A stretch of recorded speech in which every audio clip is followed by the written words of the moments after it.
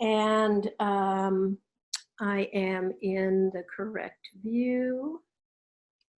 And so I will keep myself in speaker's view because then as I record, none of you are recorded. I can see a strip of some of you at the top, and I have to keep changing the strip if I want to see more people, and I may or may not do that.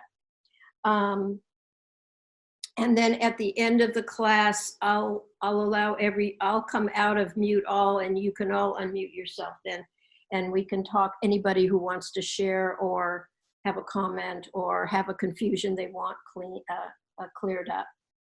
Okay, so we're gonna start in a chair today, and then we're gonna go to the floor. You'll probably, you may want a pillow at the ready for your head. You may not need it.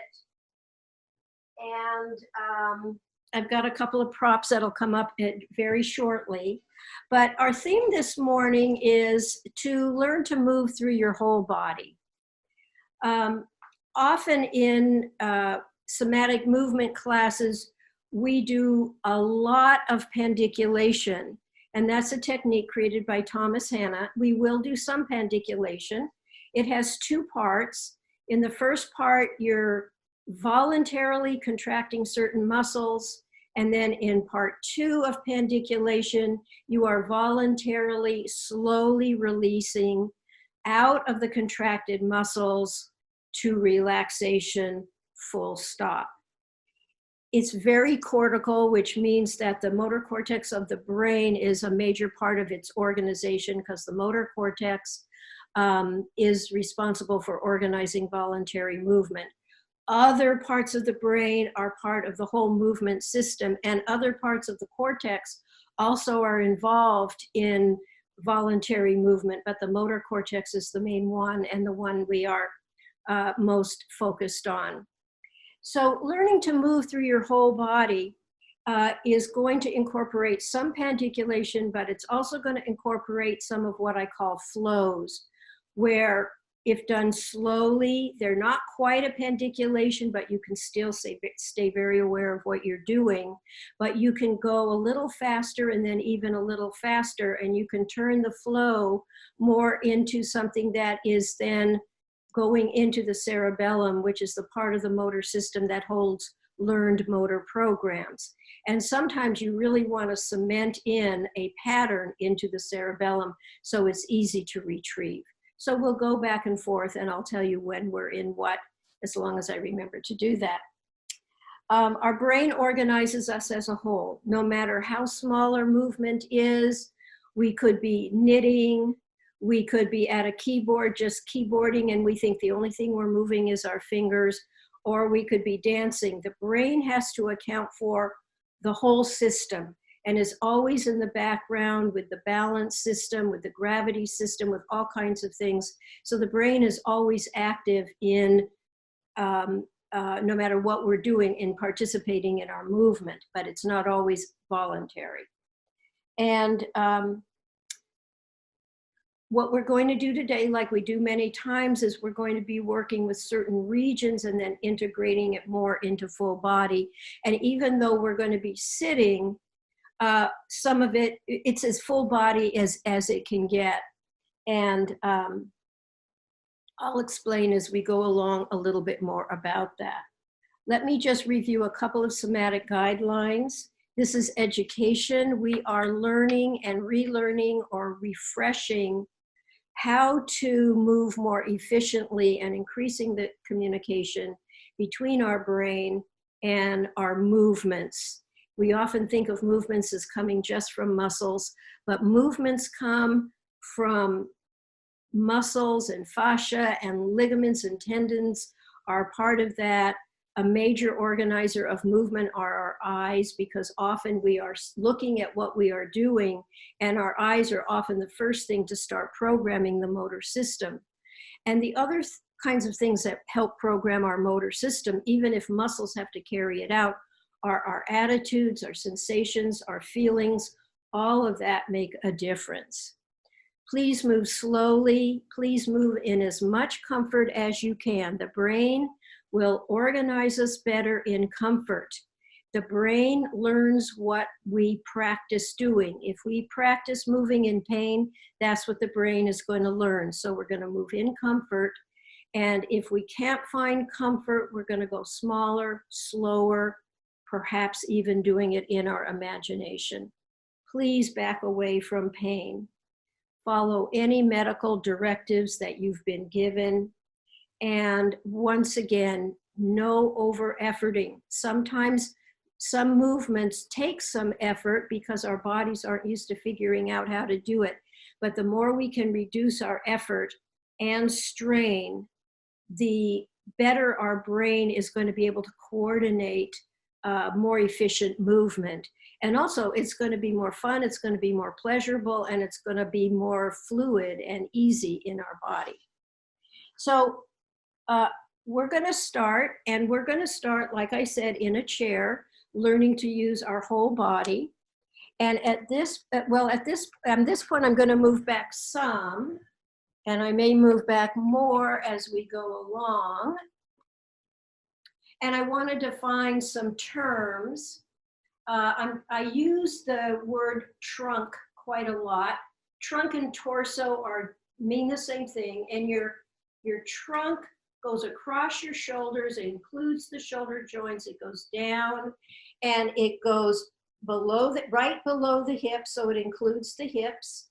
And I think of the trunk in sort of three chunks. There's the rib cage all the way around. We often call the sort of upper part of the rib cage the chest, but the ribs go fairly low. So there's the rib cage portion. There's the somatic center, which is more the center portion. And then there's your pelvis, which includes your buttock muscles, your gluteal muscles. Your somatic center includes your low back, your lumbar area. And so we're going to be, as we move today, I'll be calling your attention to rib cage or somatic center or pelvis or all of it in terms of integrating what we are doing. We are,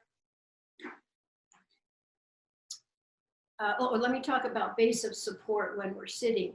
Our base of support is, let me see if I can slightly adjust that, are our sits bones. So if you're sitting on a chair, if it's not too squishy, see if you can feel your sits bones on the chair. When you're sitting, your sits bones are your major base of support. Your feet play a role as well. That's why you want your feet on the floor instead of like wrapped around chair legs. That takes away a certain level of base of support. So your feet are your secondary base of support in sitting. In standing and walking and upright movement, your feet are your base of support. If you're lying on your back, your whole back is your base of support, those parts anyway that are touching the ground. On your side, it's whatever side is on the ground. If you're lying on your belly, then portions of the front of your body are your base of support. The brain always keeps track of the base of support, and it helps us to know where our base of support is, and that helps us know where we are in space. So we're going to start with the pelvic clock sitting on a chair. So I have some props. So here's a regular clock, and I've created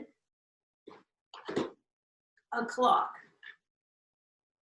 based on a real clock. And I am going to take this clock, and you're going to imagine sitting on a clock. So I'm going to put my clock on my chair, and I'll tell you how it's oriented. It's oriented so that 12 o'clock is near the front of my chair. 6 o'clock is towards the back of my chair. 3 o'clock is to my right, just like in a regular clock.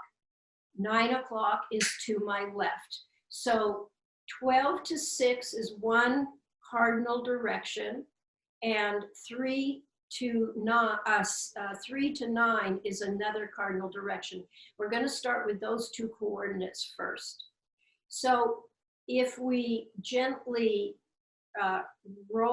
gently arch our back, just gently arch your back and roll a little bit forward towards the front of your sits bones, you're going towards 12 o'clock.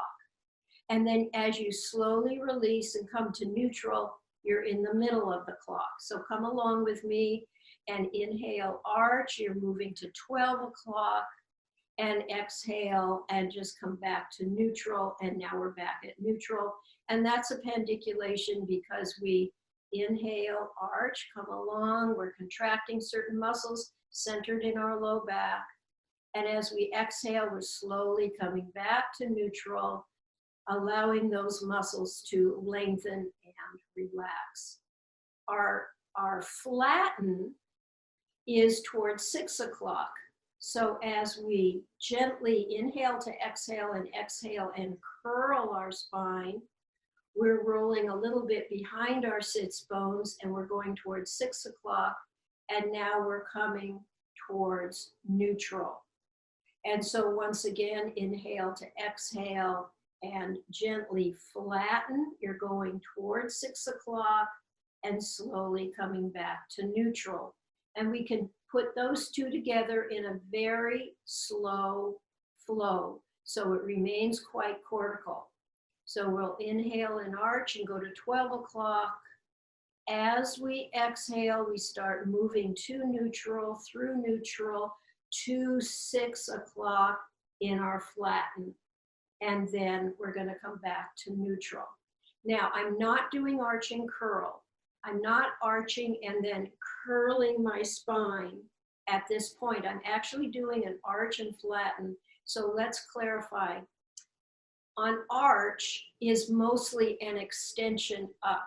So instead of going really far backward, I'm arching my back, but I'm arching and the direction is more up.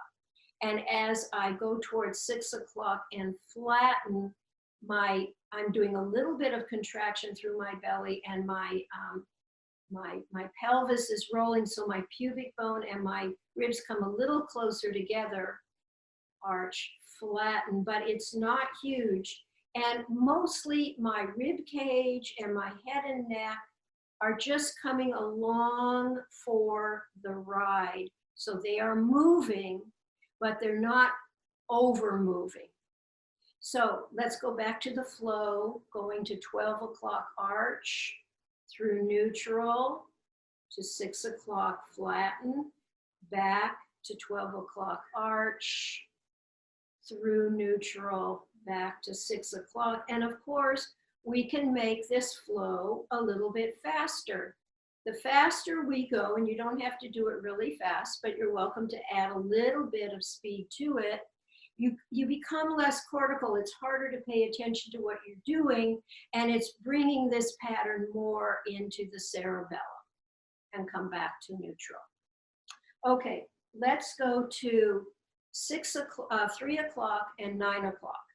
Now, to get to 3 o'clock, we're going to have to bring our right sits bone down on the 3, on your imaginary 3.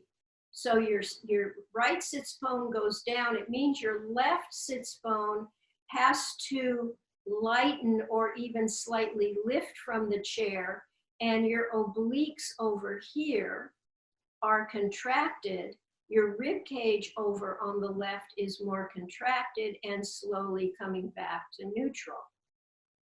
So we're going to practice using our oblique muscles to get the right, we're going to contract the left to get the right sits bone down on the 3. And then we're going to slowly come back to neutral. Now, some people have trouble getting this motion because they're not used to lateral movement. This is kind of a cheat. It's not totally a cheat, but we're going to do it now. We're going to talk about the use of, if you are having a hard time figuring out how to do this move and getting your left sits bone down on the 3 o'clock, press your left foot down into the floor. And that's going to help you get your right sits bone on the 3. And as you do that a few times, you're not necessarily doing this pendicularly, you're exploring. We call it a means whereby. It's just the name for exploring how to get this movement. If you press your left foot down, it'll help you get this contraction. Feel that you're getting this contraction. Now see if you can rely less on your foot. Doesn't mean your left foot can't help you, but see if you can actually start to tilt your pelvis more muscularly to gain control of these muscles, so the brain has these muscles in its vocabulary to use when it needs to use to make efficient movement for you. So you can use your foot if you need to, but see if you can mostly get this in your obliques.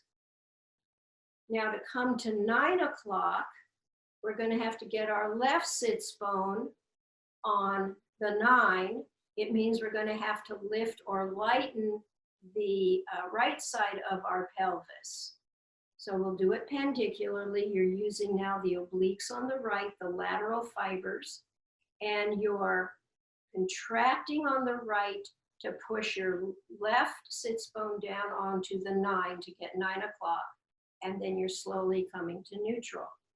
If you need to cheat a little bit because you can't quite tune into these oblique muscles yet, you can press your right foot down. That will help to lift up the right side and press down through your left sits bone. And as you practice, if you need to use your foot for a while, that's fine, but use your foot and then feel that these are contracting, these obliques.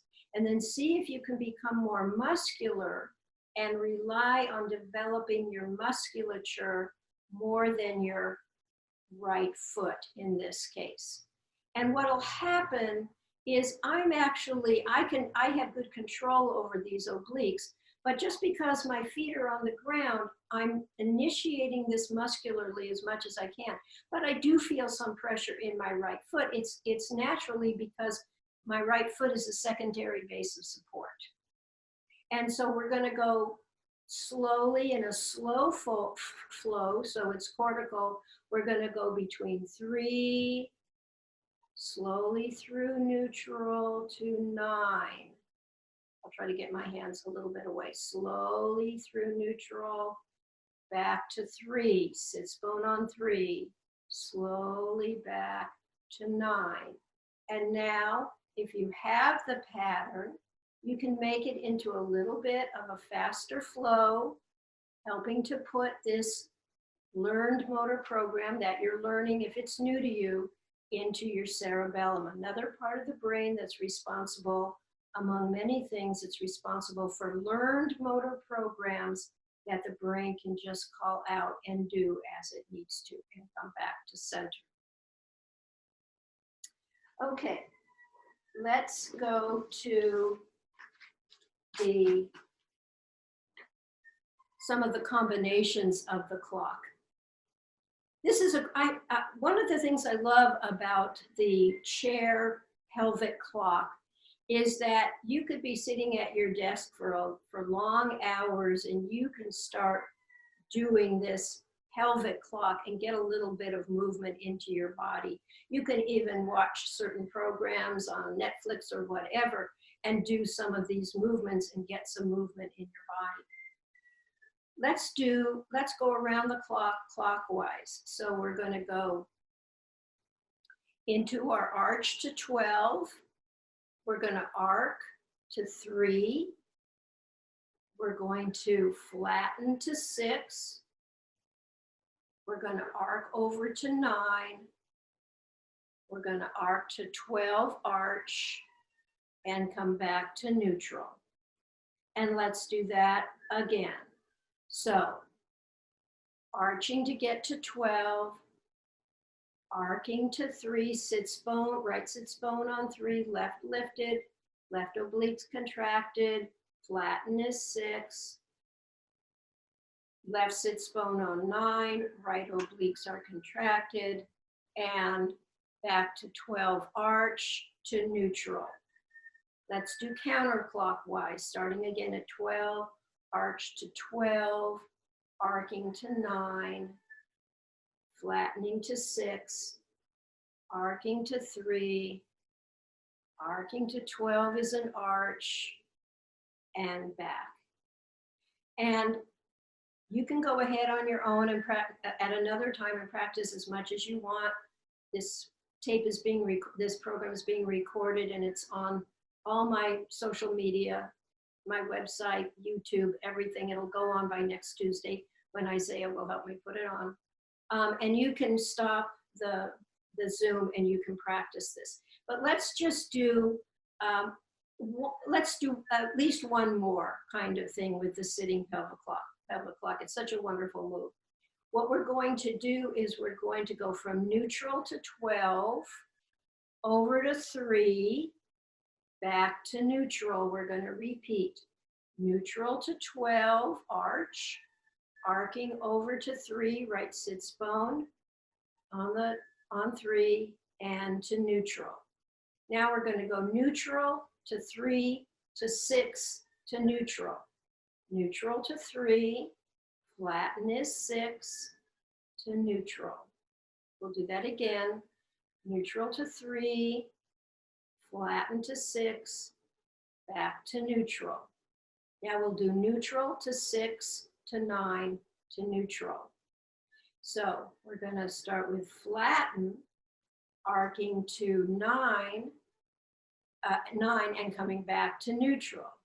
Again, flattening to 6, arcing over, left sits bone on 9, and coming back to neutral. Last quadrant, neutral to 9, arcing to 12, back to neutral. So we're at neutral, we're going to go to 9, we're going to arc to 12, arch, back to neutral. Once again, we're going to go sits bone on 9, arcing to 12, arch, and back to neutral. There are so many wonderful things to do. You can go to each number. You can take neutral to 12, neutral to 1, neutral to 2, etc. You can go diagonal combinations across the clock. Perhaps we'll do that in some class, but I'm going to move on at this point, and we're going to move into the rib cage. I emphasize the rib cage a lot in many of my classes because one of the things I find with my clients is the part of their body they move the least is their rib cage. And there's something about, maybe it's partly emotional, it's partly not breathing very well, it's partly contracted muscles, but people tend to hold their rib cage so tight. So now we've moved our rib cage already in 4 of its 6 ranges of motion. With the arch and with the flatten, we've already gotten some rib cage motion. On the arch, the ribs in the front open and in the back they close, and on the flatten, the ribs close in the front and open in the back. And we've gotten a tilting of the rib cage to one side contracts, the other side of the rib cage opens, and then we can tilt to the other side. This side is now, the ribs are squeezing closed, this is opening. That's 4 ranges of motion. Now we're going to do rotation, and we're going to take our arms and shoulders out of it and just gently cross your hands on your chest. And now what your pelvis is going to be fairly stable. Don't worry about being stiff, but we're mostly going to be using our rib cage and parts of our somatic center. And we're going to turn to the left. You're going to let your rib cage lead and let it bring the head and neck along and come back to center. And again, turn left. Let the rib cage lead. You can feel the somatic center is involved and your head and neck are coming along. Let's go to the right. Use your rib cage to lead. Maybe you'll feel your somatic center. It's very involved. Head and neck follow. Back to center. To the right, rib cage leads. Somatic center. Somatic center can lead too, but I want to emphasize rib cage. Head and neck coming along. You can have your rib cage and parts of your somatic center go left and your face go right. And back to center. Let's repeat. Rib cage left, head and neck right. Let's go rib cage right, head and neck left. I dog better be good. No, Chester, it's okay. And rib cage right, head and neck left. So we've got certain flexibility in our head and neck, but the idea is to really feel, and now I'm in a flow, really feel your rib cage being able to rotate left and right. Now, if you put your right hand on below your breast, but mostly on your ribs and a little on your abdominal area, this is the direction of your right external oblique. It turns you to the left. So we were using our external oblique, among other muscles, to turn to the left. In between the ribs, we have intercostal muscles. And the external intercostal muscles completely work with the external obliques, and they turn us to the opposite side, in this case, to the left.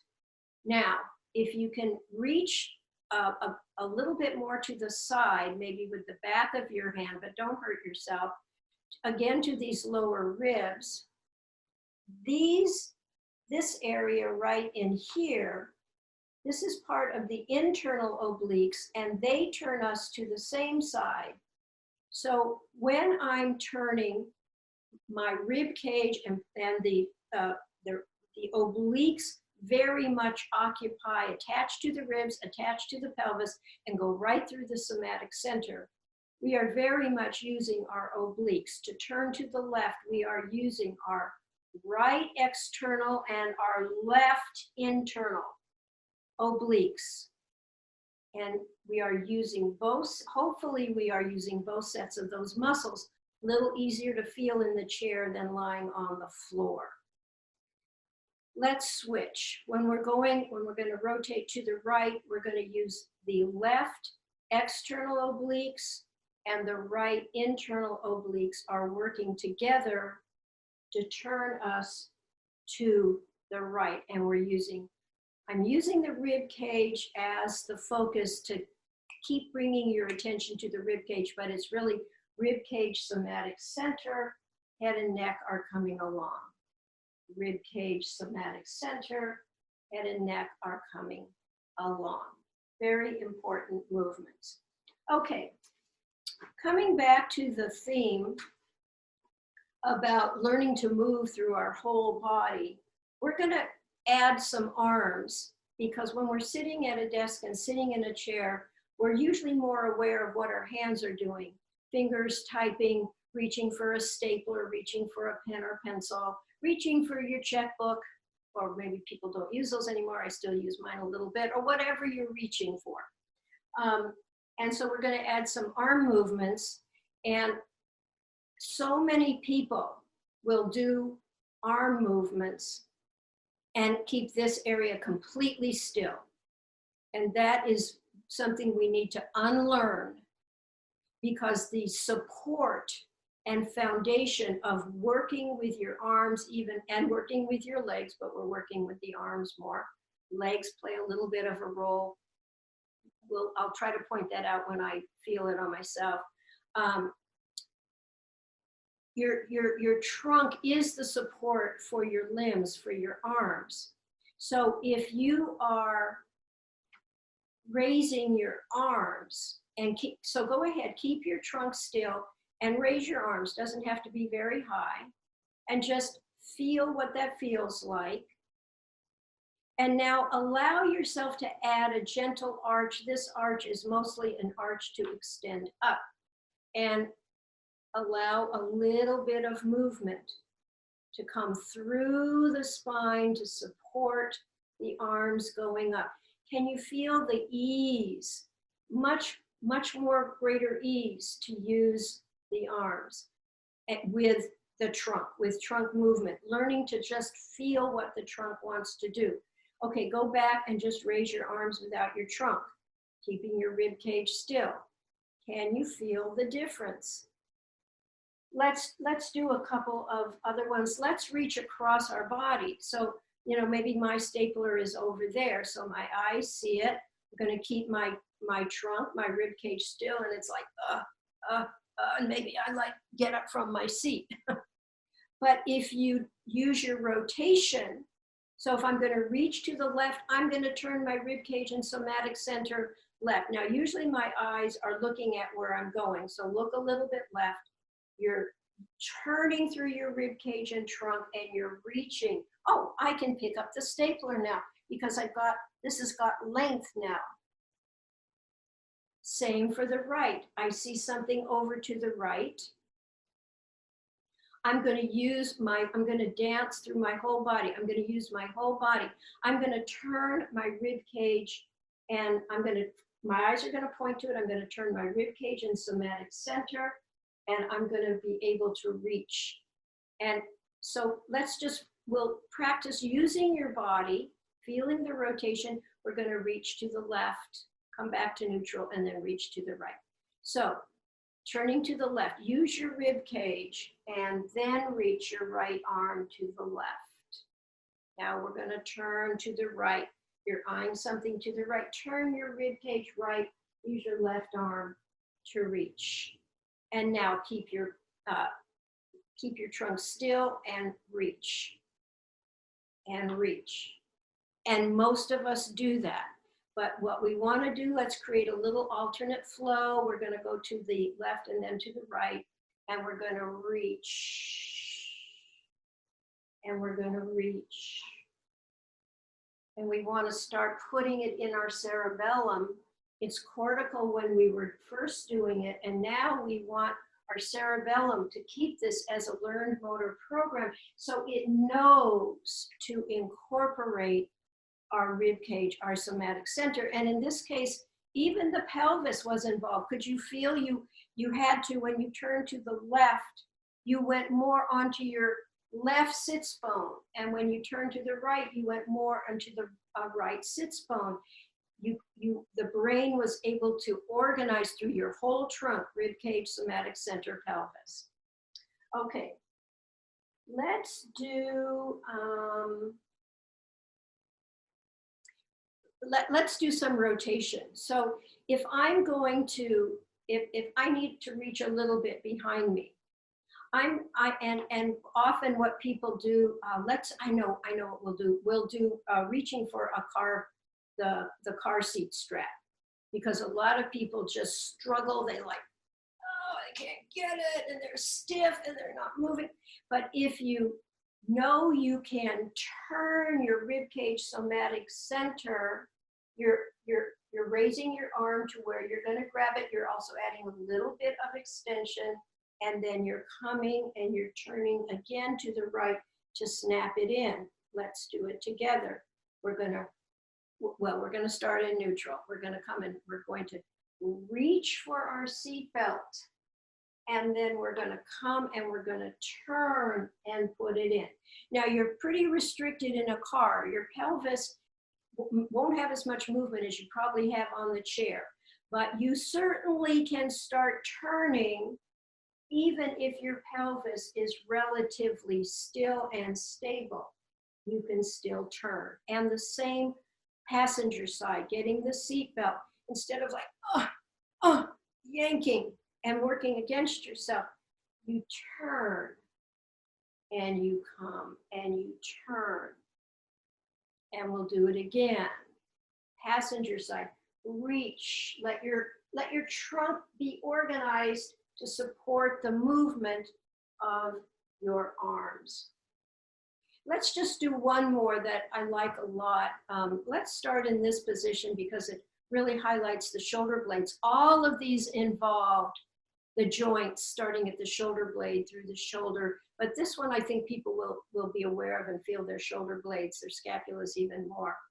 And keeping your trunk still, you're going to bring your shoulder blades toward each other, and then you can cross into kind of a hug, but you're not moving your ribs very much. You can cross one arm over the other.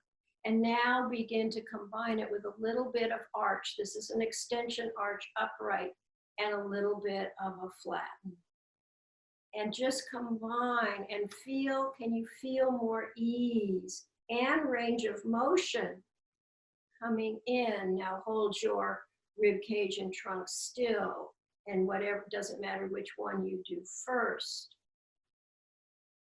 And now add a little bit of trunk movement, letting this go. You start to sense naturally if the movement, and come to rest, if the movement goes more with an arch or a curl, or a lateral flexion to one side or the other, or a rotation to one side or other, or a combination somewhere in between. That's why it's good to practice the various numbers of the pelvic clock. Okay, at this point, oh, I've got so many more goodies we could have done, but we'll pick it up in another class. Let's go ahead, and I won't be demonstrating this part of it, but now we're gonna move to the floor. We're gonna do something I hope is fun, and I hope I can explain it well. So take a moment to get your pad out and move to the floor. I'll come a little closer to my computer. This is so in the dark. Let me see if I can. Isaiah, would you help me get that cord out from under there? Oh, okay, we don't probably need the cord anymore anyway. Okay. I'm gonna just do it for now. Okay. All right, let's see. Okay, so you're lying on your back. Take a moment to lie on your back. And we've been moving, so I'm gonna just go into movement. Let's go ahead, just as a little bit of warm up, go ahead and with your legs either bent or straight, you have a choice, start to do some arch and flatten. As you inhale and arch, your lower back gently moves away from the floor. You're rolling towards your tailbone. As you exhale, you come to your neutral. You can do a full stop or just a pause. And then as you finish your exhale, you're contracting your belly to go into flatten, pubic bone and rib cage a little closer together. So you can decide, you can do a pendiculation where you do a full stop between the arch and the flatten, or you can do a very slow flow that keeps it pretty cortical as well, and just kind of a mini pause as you move on. And you can even take it into a little bit of a faster flow if you feel like it, because sometimes that feels really good, is just to do some arch and flatten more as a flow. And you want to complete, go ahead and complete on your next flatten.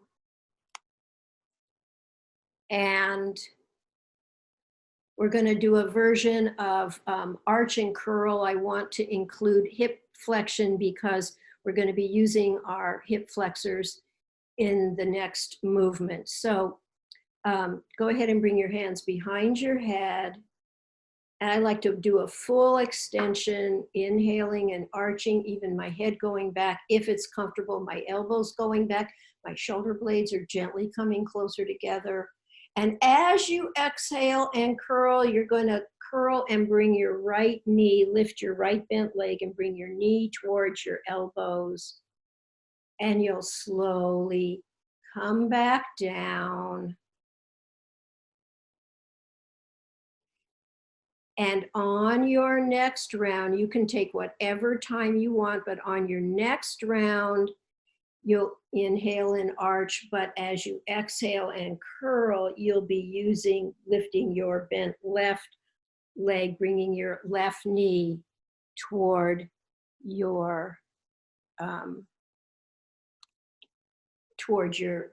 elbows. And we're just going to take a little bit more time.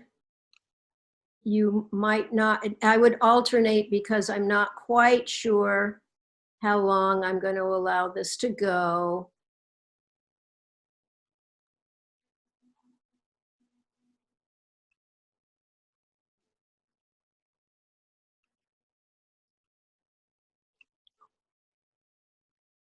And with your next curl, come out slowly and rest. Okay, sometimes I get requests about more efficient ways to roll. roll from supine, you're in supine on your back, roll from lying on your back, for example, to lying on your side. And then from lying on your side to coming back to supine. And the biggest hang up sometimes is where our arms go. So we're gonna do a little bit. We're going to, you're lying on your back, go ahead and bend your knees. We are going to roll, and I'll give you instruction. We are gonna roll onto our right side first. So now I am going to suggest, some of you may need a pillow, but for many of you, this is gonna work just fine. Put your right hand behind your head, because you're gonna end up resting your head, your right ear onto your bent right arm. And you're gonna take your left arm and put it on your belly, because in a moment, what you're going to do is you are going to start and do it so small that you're really not going to end up on your right side yet, but start to feel what's going to happen.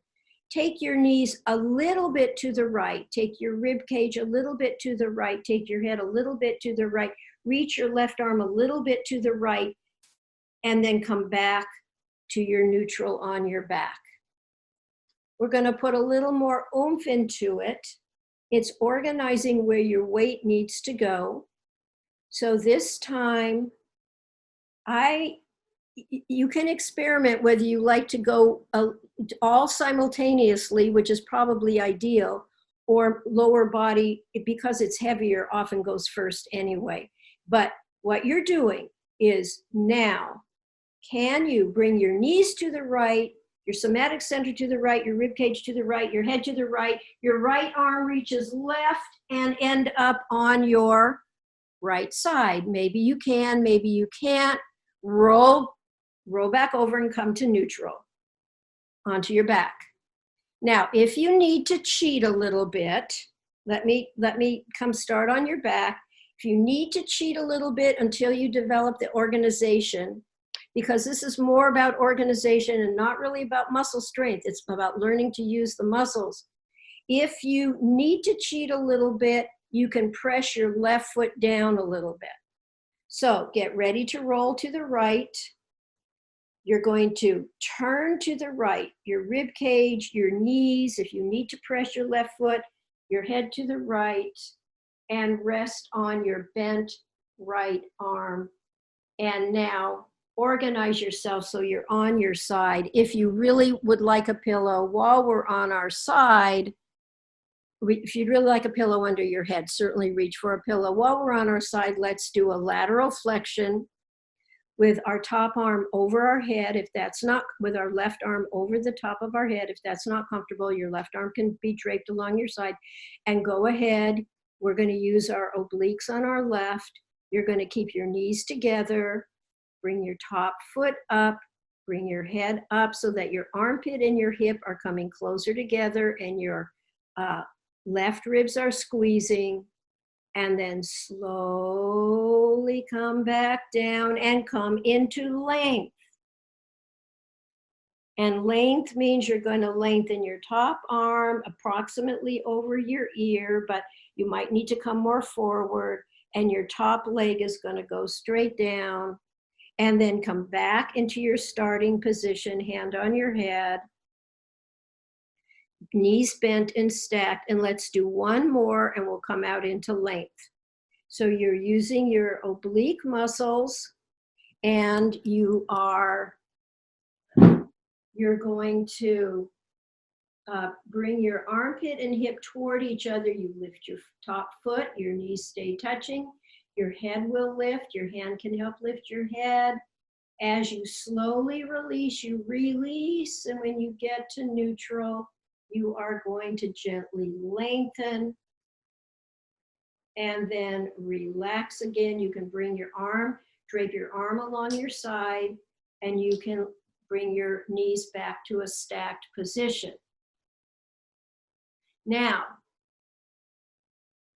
a nice way to get from the side back to supine, back to lying on your back, is simply to First of all, in your intention, you want to think, okay, I'm on my right side. I'm going to have to turn a little bit. I'm going to have to turn to the left to get back on my back. So you already have an intention and a direction of the way you need to turn. All you really have to do is straighten out your legs. You're going to work in some extension, straighten out your legs, bring your rib cage, your left arm to the left, straighten out your right arm from under your head, and end up on your back. Good. Now, let's go to the left. So, bring your left hand behind your head. Now, keep your legs long, let's just start with where we are. So you're on your back, your left hand is behind your head, your legs are long. You want to end up lying on your left side. So one of the things we can do, instead of starting from bent legs, since we're already flat with our legs straight, what we can do is, as we bend our knees to the left, we also are bringing them to the left. So we're on an oblique angle. And it's also going to involve a little bit of a flexion, a little bit of a contraction of the belly. So you're going to place your right hand on your belly so that it's getting ready to move to the left. And now, with your legs straight, you start to bend your knees to the left and lift them a little higher, and turn your rib cage, your head, your right arm goes to the left, and see if you can end up lying on your left side. As long as we're on our left side, let's do a couple of lateral flexions, bringing your left hand over the top of your head, stacking your knees if you need to adjust your knees. If you need to bring your ankles more under your knees, that's fine. And you're going to go ahead using your left obliques now. You're going to bring your left armpit and hip toward each other. Your head will raise up. Your top foot will raise up. Your knees stay together. Slowly release to neutral, through neutral, into a nice length. And go ahead and repeat and do another lateral flexion. You can stack from your leg being lengthened, you can stack your legs again. You're bringing your left armpit and hip toward each other. Your top foot is raising up, your head is raising up. Slowly release through neutral to lengthening your top arm and top leg. And then relax, let your left arm drape on your side, let your knees bend. And now, to get onto your back, remember your intention is you're on your left, you're going to have to go to the right to lie on your back. Just lengthen your legs, straighten out your spine, that's an extension. The right arm comes back to the right, adjust your left arm, and then come back on the floor, and there you are back on your back. So what we're going to do now is we're going to roll to our left side and then back onto our back to our, we're going to roll up to our, roll on our right side to our back, to our left side, to our back. Okay. There's probably many ways to do this. This seemed to be a pretty simple way for my clients. Right hand behind your head, left hand on your belly, getting ready to reach to the right. So everything turns to the right, and as your knees and chest, rib cage and belly and head move to the right, there's a little bit of a curl, a little bit of a contraction of the belly to help you get to the right. Your right arm is reaching, your left arm is reaching to the right to help you, and you're ending up on your right side. Now from here, straighten out your legs, and you're extending your spine. You're coming into a straightening. Adjust your left arm to come back to the side. Bring your right arm back down to the floor and end up on your back. Bring your left hand behind your head. Bring your right hand on your belly. Now, your intention is to turn everything to the left. As you turn onto your left side, there's a little bit of a contraction of the belly to help you get there. If you need to cheat a little bit, you use your right foot to push off, but see if you can do it without the push off, but use it if you have to. So you're going to turn everything to the left. Your right arm reaches to the left. Your rib cage turns to the left. Your knees to the left. There's a little bit of flexion in your spine. Your belly contracts a little bit, and you end up on your left side. I hope. And now coming back on your back, straighten out your legs. You're straightening out your spine. That's a little bit of extension. And you're bringing your arms, your right arm is coming back to the right, and you're straightening both arms, and you're on your back. It's very good for your spine and your trunk to do these side-to-side movements, because there's a lot of rotation, and the rotation in the rib cage is also rotation in the spine. And so these are kind of fun. It's very childlike to do this. Children catch on. Maybe you even remember childhood and doing things like this. And you can play with your legs, and you can bring one leg before the other, and there's all kinds of fun things you can do. But rolling back and forth, it's actually, we tend to make it hard.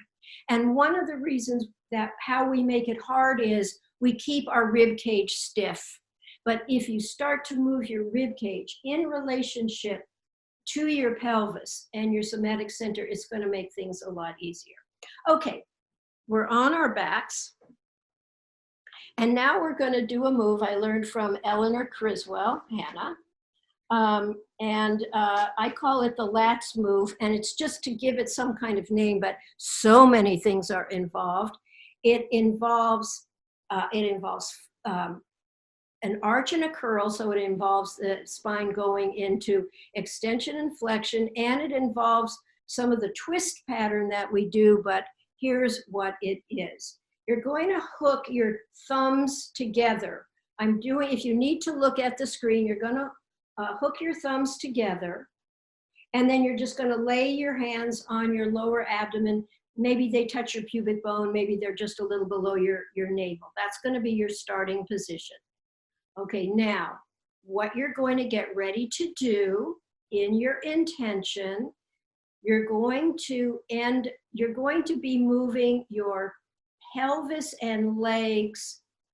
Did I have you bend your knees? Bend your knees if they're not. I can't remember where we left them. Bend your knees.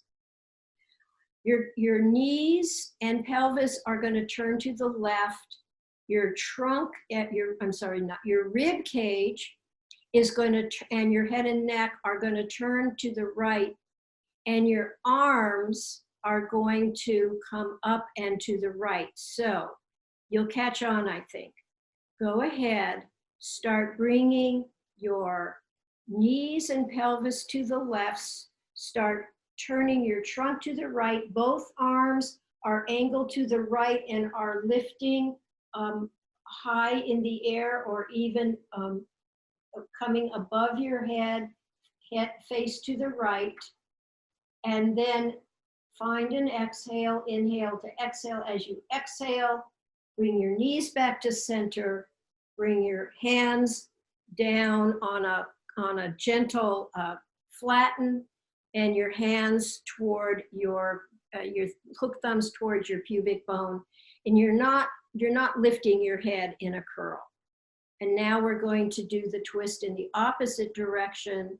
Knees and pelvis to the right, rib cage to the left, arms to the left and lifted, and face to the left. And exhale, flatten, hook thumbs back to pubic bone. And so that's more the flatten abdominal part. Okay, we're going to alternate. Knee, I'm just going to say knees left, hands, arms right. Knees left, arms right. Your rib cage goes right. Your arms raise up and go to the right. Your face is to the right. Your pelvis and legs are to the left. And then come back, everything back to center. Knees to the right, arms to the left, rib cage to the left, pelvis to the right. Everything back to center. This is a really nice movement to start doing it in a flow.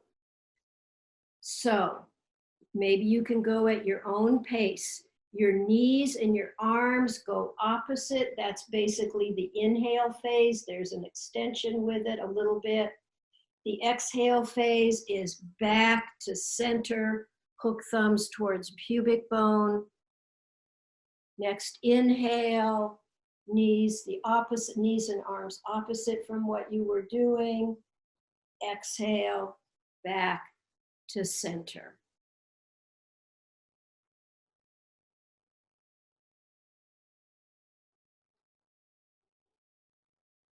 And go ahead, and I'm going to let you do it just maybe 1 or 2 more times more. See if you can do it. Your arms and knees opposite. Your arms go with your rib cage, your head and neck. Your knees go with your pelvis. The somatic center has to negotiate the change. The somatic center is negotiating the upper body going in one direction, the lower body going in the opposite direction. It is a contralateral movement. Let it be fun. Let it be easy. No over-efforting, no straining. You're going to end as you flatten, hook thumbs towards pubic bone, and then just let your arms part and relax and go ahead and rest in a position of comfort.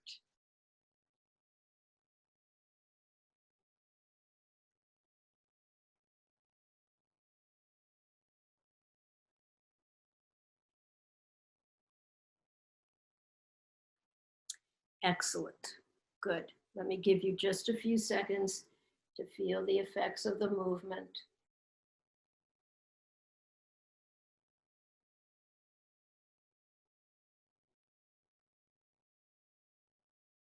Go ahead and turn onto your belly. Now, let me just say, when you turn onto your side, you're partway to your belly. What happens with people is the hang up happens. You can just get on your belly, or you can follow these instructions and it may help you. If you're, let's see, we have to go in the same direction for me to do these directions. If you are going to turn to your left to get on your belly, if you can, bring your left arm on the floor but up. You could even have your left arm in kind of a V, and then as you begin to turn, it's going to straighten because you're going to roll over your left shoulder. And again, your knees are bent, your right hand is on your belly. And as you turn to your left with your knees going, like you might not get there the first time, with your knees going left, your trunk going left, your rib cage going left, your head going left, your right arm reaching left, you may need to push off with your right leg to get you more over onto your belly, and see if you can make your way onto your belly. Okay, now let your head be comfortable in the middle, one hand over the other with your forehead in the middle.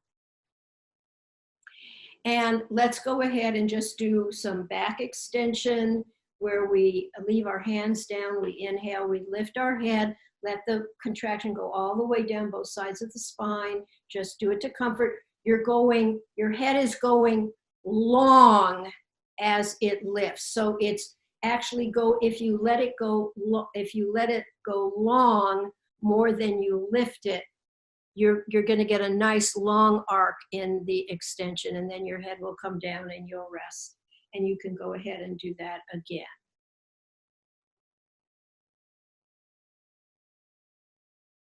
Now, if you can, as you complete that, if you can, turn your face to the left, and you're going to bend both arms, palms on the floor, near your face or your shoulders. You might have to adjust your hands as you go along.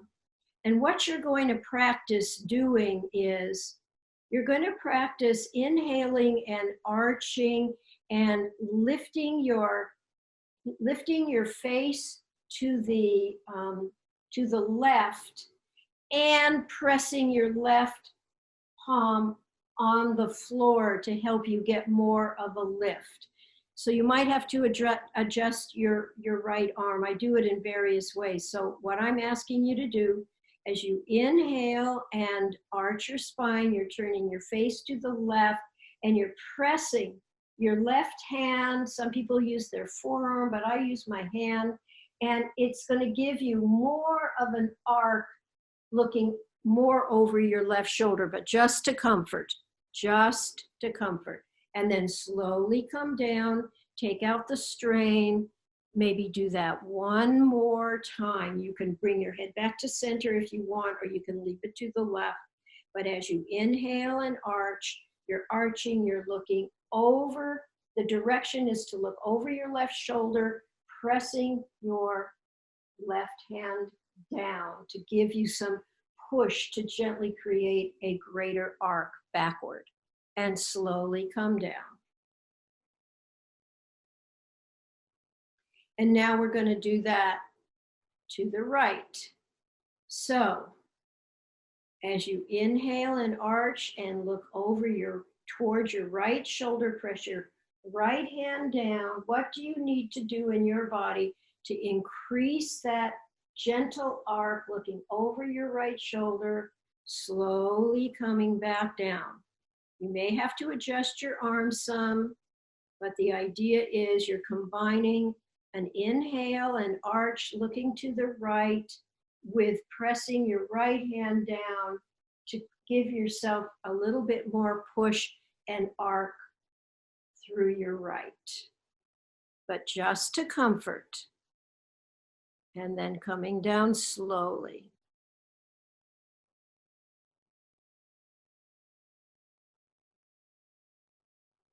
Sometimes what I like to do is I like to alternate. So I put my head in the center.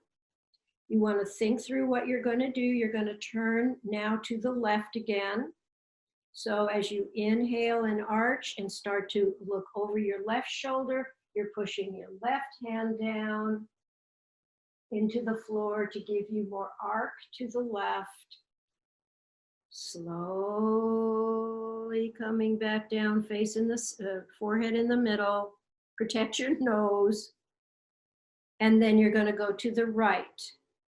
As you inhale and arch, looking over towards your right shoulder, press your right hand down. And come back to center. And rest with your head in the middle, one hand over the other, if that's your comfortable position for your upper body.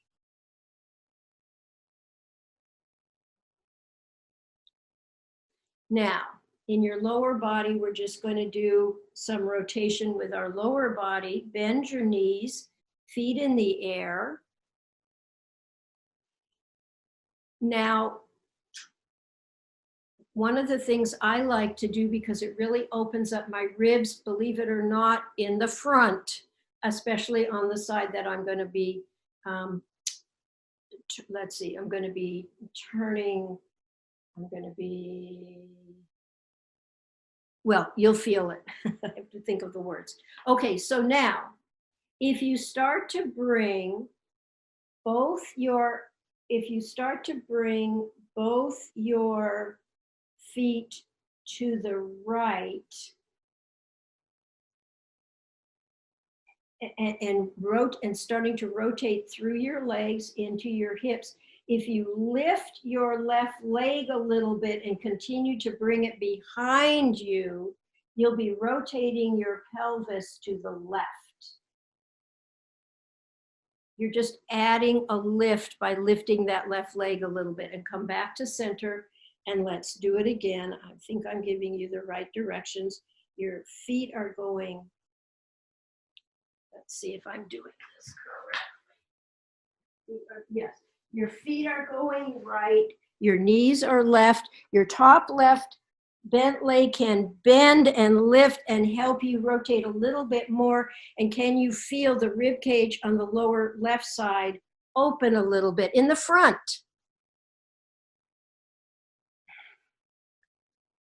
And let's try that with the other side.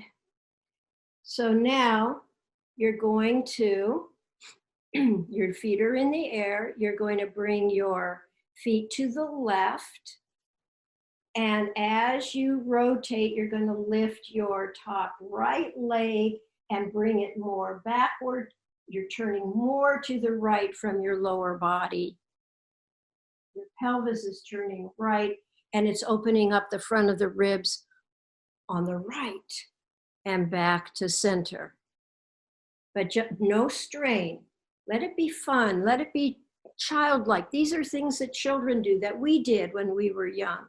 Once again, as your feet go to the left, as your feet go to the right, your top right leg lifts and goes more to the right, and you're getting a longer torso, especially in the front. Leave it alone. Let your feet come down slowly. If you'd like to lengthen your hamstrings, let your feet come down slowly. And now we have to figure out how to turn back onto our back.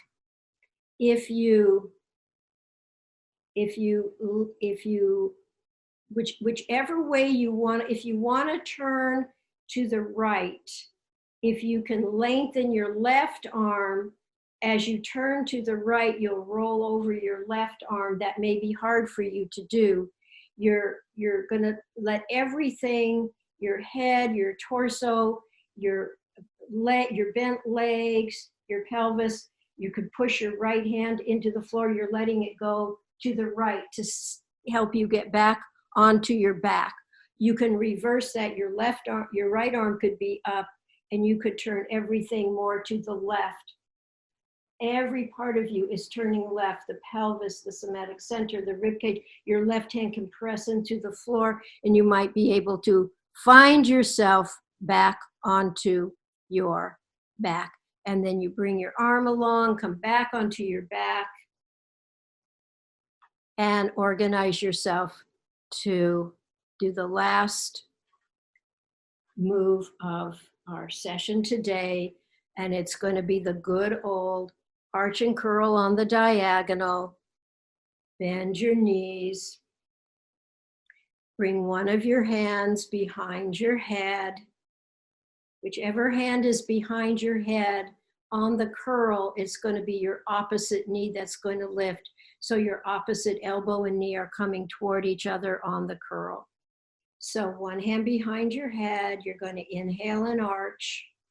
And as you exhale and curl, your hand behind your head helps lift your head. Opposite elbow and knee are lifting and coming toward each other. Do it to comfort.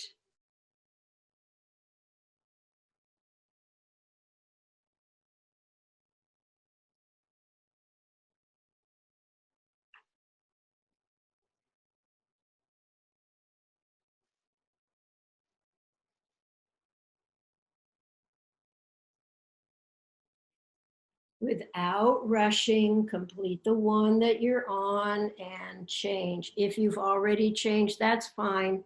Going to do about the same amount of repetitions to each side, no rushing. And when you are finished, again, no rushing, you're just going to lie down in a position of comfort on your back, legs bent or straight. and relax. Enjoy the sense of relaxation.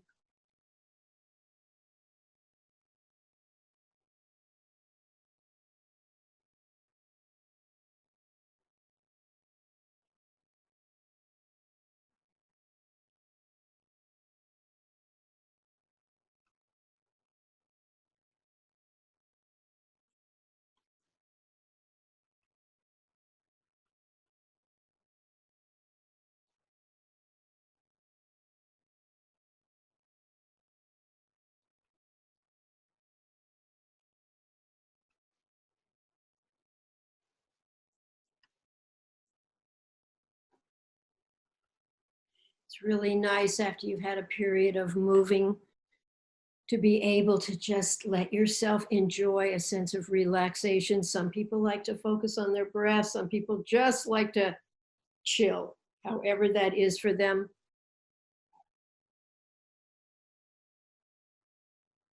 Today, our theme was learning to move through our whole body, especially connecting the rib cage, the somatic center, and the pelvis in the movements that we're doing. We started in the chair with the pelvic clock, sitting on the clock. We went to specific rib cage rotational movements in the chair. And then we added our arm movements, allowing the eye-hand coordination wherever our hand was going, wherever our arm was going, to let our body follow, to allow the rib cage, somatic center, and pelvis to follow the movements of the hands, ultimately of the hands, because the hands are what moves through space and manipulates the world, pulling and pushing and grasping and turning and working machinery and all kinds of things. That it has to come through, that dances the movement of the hands, and it's kind of eye hand in most cases, dances through the whole body.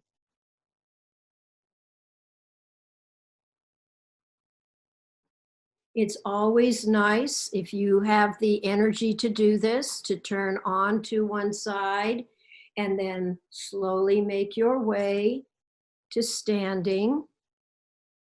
And some people, when they stand, like to walk a little bit before they stand. They feel like they have to get their bearings a little bit, because the feedback from your muscles is different. And so sometimes it takes just a little bit to sort of find yourself. And so some people like to just walk around a little. Other people like to stand and feel their feet and feel their uprightness. So it's up to you. You can take a little walk and then stand and take a little walk, or you can stand and then take a little walk. And the walk is very la-di-da. When you walk, walking is an autonomic. It's very much in the cerebellum. It's learned motor programs. And hopefully we've updated some of those programs so your walk is more fluid, is more easeful. It just feels like it's kind of a dance through your body.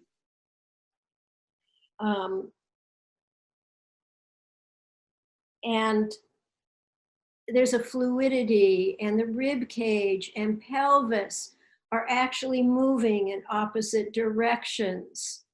Opposite arm and leg are working together, but it's just fluid and it's easy for you. You can look around, you can notice things in your home, you can stop, you can start, and there's just a sense of fluidity to it. I call it the la-di-da walk. You're just being la-di-da. You don't have to do anything special. And then periodically stand, find your feet, and just notice your uprightness. Maybe your eyes, keeping your eyes on the horizon. Notice if your eyes are more or less on the horizon, parallel with the ground. Notice if the weight between your two legs and feet is equal or not. Notice what you notice. Does your head feel over your neck and your neck feel over your chest and your chest feel over your somatic center and your somatic center over your pelvis and your legs under your pelvis? Your arms, your shoulders relaxed, your arms just hanging, and then moving back into la-di-da walking. Or whatever, I see some other people doing some nice turning and twisting moves that sometimes your body will just tell you what it wants to do. And we have to learn as we grow older to actually let that happen more. And that is going to end our class.